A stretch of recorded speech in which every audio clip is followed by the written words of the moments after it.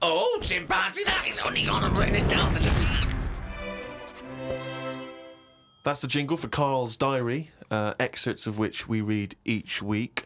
Get straight into it. A band from the Conga have won the Best Newcomers in a Radio 3 competition. They use pots and pans for instruments. It says that the Conga is a poor, sad place. So why do people do that happy dance at the end of parties called the Conga? Right, one is the Congo. There's no place called the Conga. They come from a place called the Congo. Now you're such a... Met Suzanne at Euston Station. I said I would sort out the tea tonight, so I called the curry house. The fella couldn't understand me. I asked for 2 poppadoms. He kept saying, how many? I kept saying 2. He still couldn't understand. I said 1 more than 1. He understood. When we picked up the food and took it home, there were 5 poppadoms in the bag.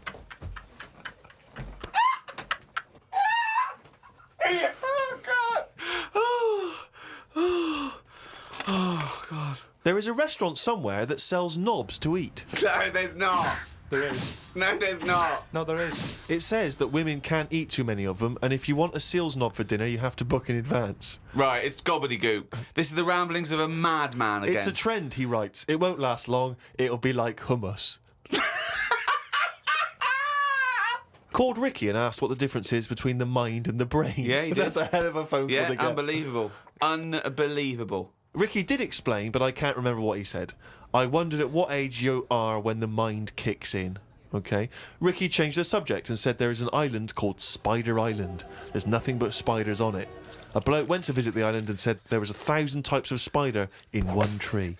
What do you think about that? What do you think of an island that's just full of spiders?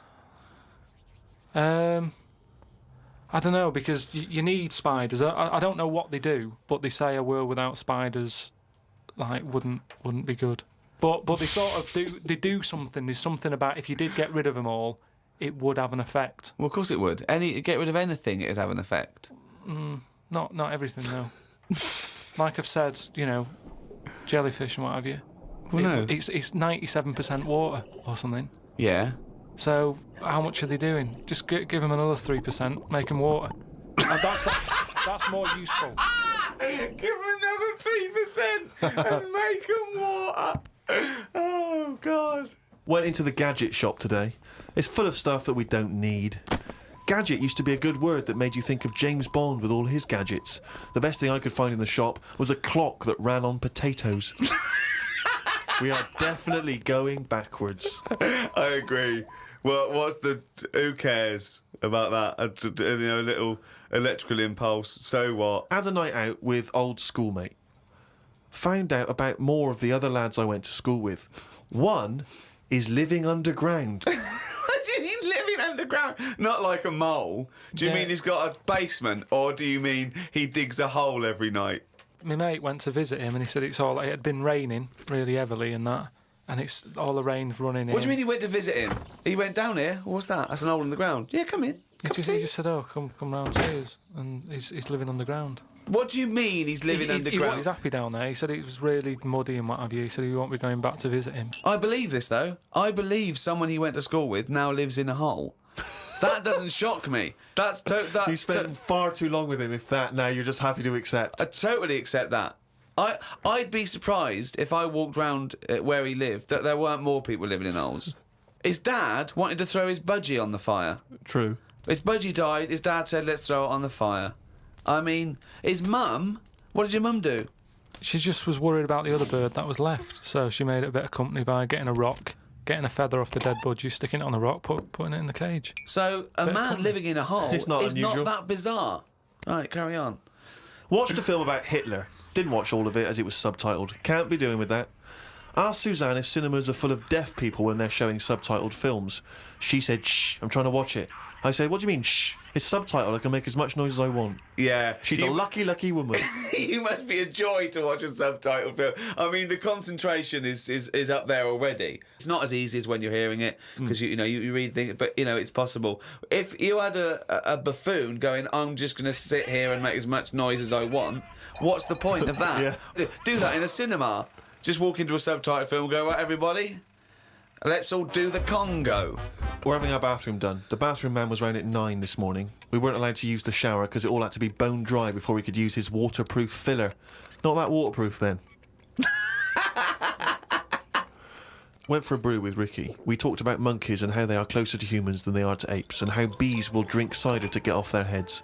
Now and again there is a bee that lets the drinking get in the way of the work, and other bees sting it to death. Blimey.